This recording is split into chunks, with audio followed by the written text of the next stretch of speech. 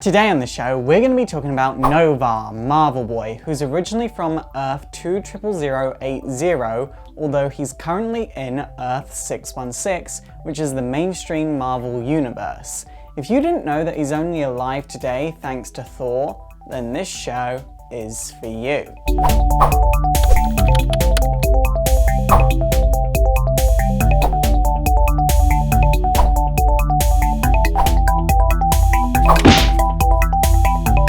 So Noh-Varr, Marvel Boy.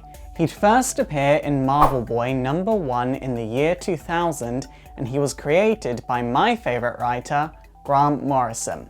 And he was created to really explore the weirdness and the limits of the sci-fi superhero concept. Meaning his stories really pushed the limit and went as far out there as possible while being comprehensible.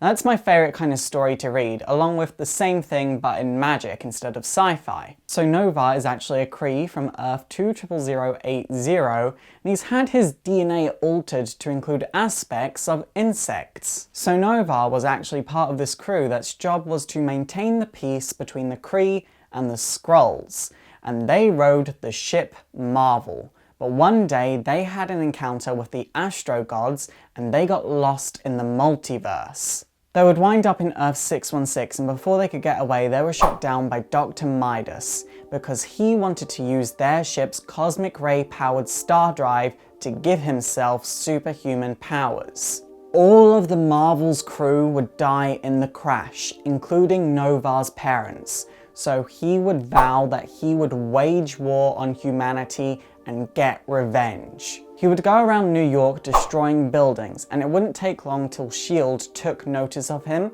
so they sent their bannermen after him. Obviously, Noh-Varr had advanced Kree technology, so he was very easily able to defeat S.H.I.E.L.D. However, Noh-Varr would eventually find out that a social parasite called Hexus that was imprisoned upon the Marvel had managed to escape and unleash itself upon Earth and become a corporation that was bent on taking over the world. Noh-Varr would go about finding Hexus's corporate secrets and then leak them to its competitors, and this would destroy Hexus's business and in turn destroy Hexus.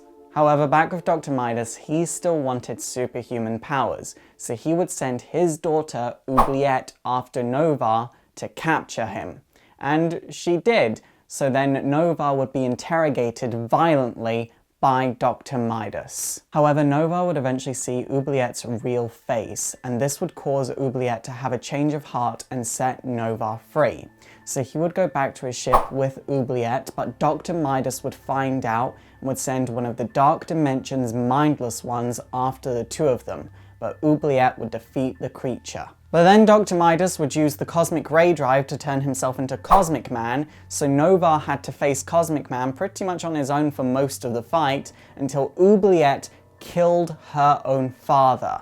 Then at the end of this fight, S.H.I.E.L.D. would turn up and imprison Noh-Varr in the cube, and Oubliette would demand his release, and she would be imprisoned in the raft. Noh-Varr would declare revenge on Earth once again, vowing that one day it would be part of the Kree Empire. Eventually, the Civil War would come about, and Maria Hill, the director of S.H.I.E.L.D. at that time, would have the Warden take control of Noh-Varr's mind and send him after the Runaways. Noh-Varr would end up actually going after the Runaways and the Young Avengers, and at the end of this battle, Wiccan, Hulkling, Carolina, and Zavin would all be taken to the cube, and at this point, the Warden would be totally horrible to Billy and Teddy. But then the rest of the Young Avengers and the Runaways would team up and go to the cube and defeat Noh-Varr, thus freeing him of the Warden's mental control, and at this point Noh-Varr took control of the cube for himself. Then Secret Invasion would come about, and this is a dramatic turning point for Noh-Varr. You see, in Secret Invasion, he's actually able to escape the cube. As he was escaping the cube, he found the body of someone he thought to be Captain Marvel, and this person was dying. This person told Noh-Varr that he had to be Earth's protector. He had to protect Earth from the Skrulls. So Noh-Varr did so and went to New York and took part in the final battle. After this, Noh-Varr did something very, very noble. he went back to the cube to finish his sentence. Eventually, Norman Osborn would actually recruit Noh-Varr into a new team of Avengers, and after their first mission against Morgan Le Fay, Noh-Varr would end up finding out that most of their team were actually ex-criminals pretending to be heroes. This would cause Noh-Varr to flee and leave the team, and he would head to an abandoned building where he'd actually built a number of Kree communicators while he was on Earth, and he did this in an attempt to contact the Supreme Intelligence. The Supreme Intelligence told Noh-Varr that thanks to Secret Invasion, Earth was in more danger than ever before, so Earth needed a new protector. So the Supreme Intelligence would give Noh-Varr some negabands that were more advanced than Captain Marvel's. These negabands were incredibly powerful, and they also gave him a new costume and made him immune from detection from the Dark Avengers. We're just gonna kind of skim over things here. Basically, after the siege of Asgard, a whole time-traveling adventure thing would happen, and this would result in Noh-Varr joining the Avengers as a full-fledged member. And literally just after this happens, it's Avengers vs X-Men. So while preparing to intercept and contain the Phoenix Force, Noh-Varr was actually contacted by the Supreme Intelligence, telling him to take the Phoenix to the Kree of Earth 616. While going after the Phoenix, the Secret Avengers almost died, but thanks to some quick thinking by Thor, the team were able to survive and actually get a sample of the Phoenix's wings. Noh-Varr would end up stealing this sample of the Phoenix from his team and taking it to the Kree on Hala. He did this thinking that the Kree were actually going to use this sample of the Phoenix to help protect Earth, but then he found out that the Kree had no intention of doing so, so he would take the sample of the Phoenix back, but upon doing so, he would be attacked by a bunch of Kree soldiers. Then the Avengers would turn up, and you'd think they'd come along to try and save him and hear him out. But nope, they were just as angry at him as the Kree, meaning he is now alone in this situation.